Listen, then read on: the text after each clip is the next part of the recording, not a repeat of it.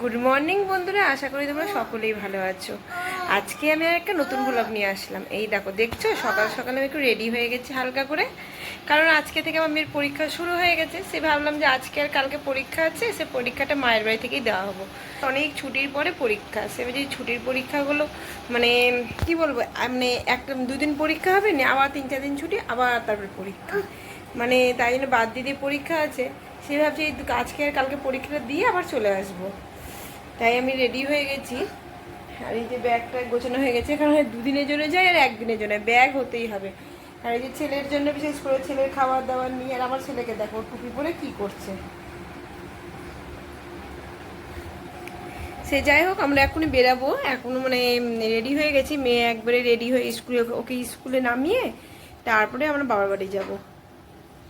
ওর বাবা যাবে সাথে, কারণ ওর বাবা বলে যে ব্যাগটা নিয়ে তোমার অসুবিধা হবে, সে আমি চলে যাবো না। ঠিক আছে, ও আমাদেরকে রেখে চলে আসবে। আর আমি কালকে আসবো না, আজকে মানে কালকে থাকবো, পরশু দিন আসবো। দেখো, সকাল থেকে খাবার কিছু সময় পাইনি, তাই বেরোনোর আগে আমি যে একটা প্যাকেট বিস্কুট নিয়ে বেরোলাম। এই বিস্কুটটা খেতে খেতে বেরিয়ে যায়। আর এইদিকে দেখো, মেয়ে বাবা, যাই হোক মেয়ে ম্যাগি খেয়ে নিয়েছে, কারণ আজকে ওদের পরীক্ষাটা বেশিক্ষণের নাই। সে মেয়ে বললো যে মা আমি ম্যাগি খাবো, ভাত খাবো না, তাই জন্য আমারও কিছু খাওয়া হয়নি।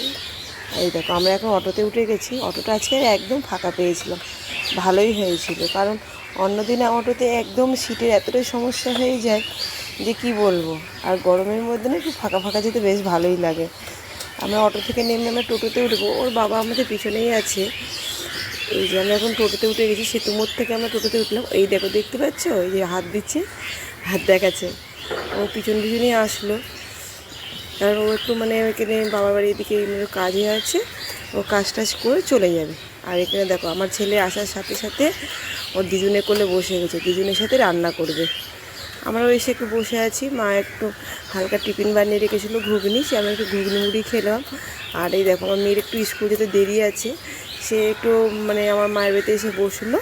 তারপরে ওর বাবা বললো আমি রেখে আসছি। এখন টাইম হয়ে গেছে প্রায়, ওর বাবা ওকে রাখতে গেল। আর আমি এখন ছেলেকে স্নান ধান করাবো, মেয়ে খাওয়া দাওয়া করবো। এই দেখো, ছেলেকে তো স্নান ধান করানো হয়ে গেছে, ছেলেকে খাওয়ানো হয়ে গেছে, তারপরে আমারও স্নান ধান হয়ে গেছে। এখন একটু বসে আছি, কারণ মেয়ে স্কুল থেকে আসবে, ওর বাবা আসবে, তারপরে খাওয়া দাওয়া করব। এই যে ওর বাবা চলে এসেছে, আর মেয়ে তো যাই হোক মানে একটু আগে খেয়ে উঠলো স্কুল থেকে এসে। আমরা খেতে বসেছি। আমার মা আজকে অনেক কিছুই রান্না করেছে। মা আজকে মানে মুরগির মাংস করেছে, সজনা ভাজা, নিম পাতা ভাজা, এমনকি মাছও করেছিল। সেই মাছ আমরা নিইনি, আর আলু ভাজা করেছিল, আর থোড়ের ঝুড়ি করেছে।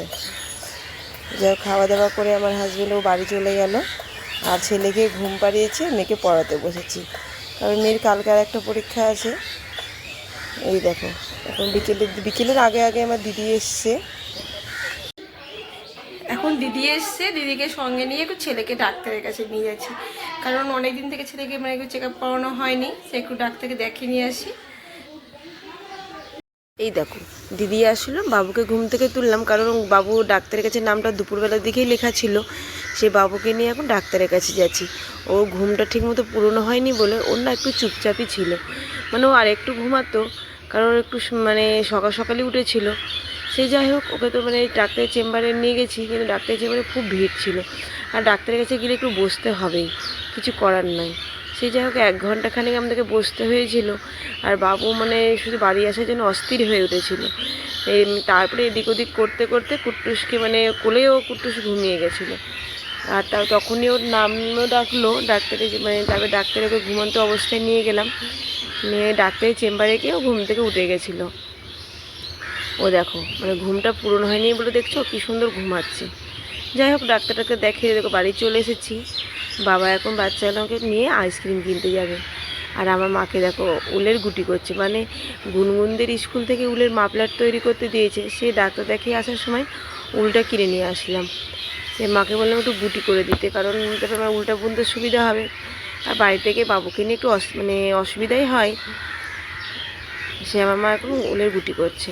আর এদিকে দেখো, আমার বাবার সঙ্গে সায়ন গিয়ে আইসক্রিম কিনে নিয়ে আসলো। আর আমার ছেলেকে দেখো, এখন ও বলছে এই আইসক্রিম খাবে না, ও বাটির আইসক্রিম খাবে। ও এর আগে এই আইসক্রিম খায়নি, সেও বুঝতে পারছে না এটা যে আইসক্রিম, তার সাথে চকলেট দিয়েছে, ও কোনটা খাবে ঠিক বুঝতে পারছে না।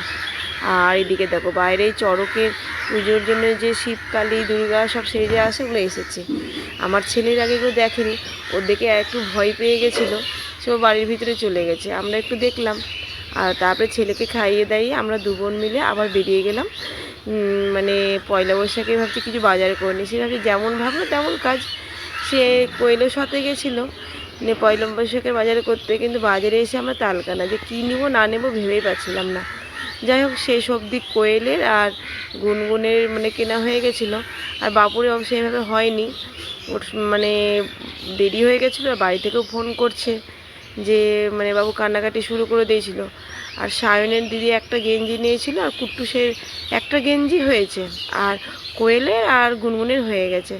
বিল টিল করে নিয়ে আমরা একটু কসমেটিক্সের দিকে, কোয়েলের একটু কসমেটিক্স কেনার ছিল, সেখানে গেলাম। কসমেটিক্সের মানে যা দেখি তাই ভালো লাগে, কিন্তু সত্যি কথা বলতে আমি এগুলো সেভাবে ব্যবহার করি না, তাও কিন্তু কিনতে ইচ্ছে করে। এই জানো মেয়েদের এই প্যান্ট ট্যান্টগুলো তারপরে জামাগুলো এত সুন্দর লাগে, মনে কি এগুলো কিনে নিই, কিন্তু ওগুলো তো আমাদের তো ওই সাইজের মানে বাচ্চা সেরকম কেউ নেই, আর বাবু ছেলে, সে যাই হোক দেখে মেয়েদের পোশাকগুলো বেশি ভালো লাগে। সে যাই হোক বাবুর জন্য একটা প্যান্ট কিনলো দিদি পয়লা বৈশাখের জন্য। আমরা এখন এখান থেকে বেরিয়ে গেলাম, বেরিয়ে গিয়ে আমরা একটু মানে চিত্তরঞ্জন মার্কেটের দিকে যাচ্ছি। সে দিদি একটা ফের ব্যাগ কিনলো, আর আমার বাবুর জন্য একটু তেল কেনার ছিল। আমি তেলটা আমি কিনে নিই যখন এসেছি, কারণ এটা সবসময় আসা হয় না আর আমাদের ওখানে পাওয়াও যায় না। তারপরে কী খাবো, কোয়েল তো মোমো বললাম, ঠিক আছে মোমো কিনে বাড়ি চলে এসেছিলাম। আর আমার ছেলেকে দেখো, ও প্লেট সুদ্ধা খাবে, ও কান্না করছে, ও কিছুতেই মানে এই করবে না। ওকে বলছি আমি খাইয়ে দিচ্ছি না, ওকে বাটিতে দিয়েছি, ও সেটাই শুনবে না। দেখো আমাকে জোর করে খাইয়ে দিল, আর ও এখন প্লেট নিয়ে বসে বসে খাবে। এই দেখো এখন ওকে প্লেটে দিয়েছি দুটো মোমো, ও দেখো। কিন্তু জানো না মোমোটা খেতে গেলে আসলে যে একটু ঝালও লেগে গেছে। গুড মর্নিং বন্ধুরা, আশা করি তোমরা সকলেই ভালো আছো। আমার এই ভিডিওটা গতকালকে, যাই হোক গতকাল আমি ভিডিওটা শেষ করতে পারিনি, কারণ মানে বুঝতেই পারছো বাবার বাড়িতে আছি, সবাই মিলে গল্প করতে অনেক রাত্রি হয়ে গেছিলো, তাই জন্য আর ভিডিওটা শেষ করা হয়নি। তোমরা সবাই বুঝতে পারছো, শুনতে পাচ্ছ কত পাখির শব্দ, কেন বলো তো? এই দেখো আমার বাবার বাড়ির জন্য ঠিক মাথার উপরে, মানে বাড়ির পাশেই, মানে সম্পূর্ণ গাছটা বাড়ির মাথার উপরেই পড়ে, কত বড় বট গাছ দেখছো। সেই যাই হোক এই বট গাছের জন্য না সবসময় পাখির শব্দ, ঠান্ডা বাতাস পাওয়া যায়। আর এই দেখো বাড়ির ঠিক, এই দেখো বাড়ির পিছনে না একটা নদী আছে, সেই সবসময় নদীরও ঠান্ডা বাতাস আর এই বট গাছে ঠান্ডা বাতাস, সত্যি খুব ভালো লাগে। আর শীতের সময় কিন্তু ভালো লাগে না, কেন বলো তো? এতটা ঠান্ডা লাগে কি বলবো, একটুকু রোদ্দুর পাওয়া যায় না, আর ঠান্ডা বাতাস, মানে ঘরের ভিতরে যতই আমি থাকি না কেন ঠান্ডা আমার লাগবেই। আর গরমের সময় খুব মজা হয়, মানে কারেন্ট চলে গেলেও অসুবিধা হয় না, আর মানে ঘরটা সবসময় ঠান্ডা হয়ে থাকে। সে যাই হোক আমার এই ভিডিওটা আমি এখানে শেষ করলাম, নেক্সট ভিডিওতে আবার তোমাদের সঙ্গে দেখা হবে।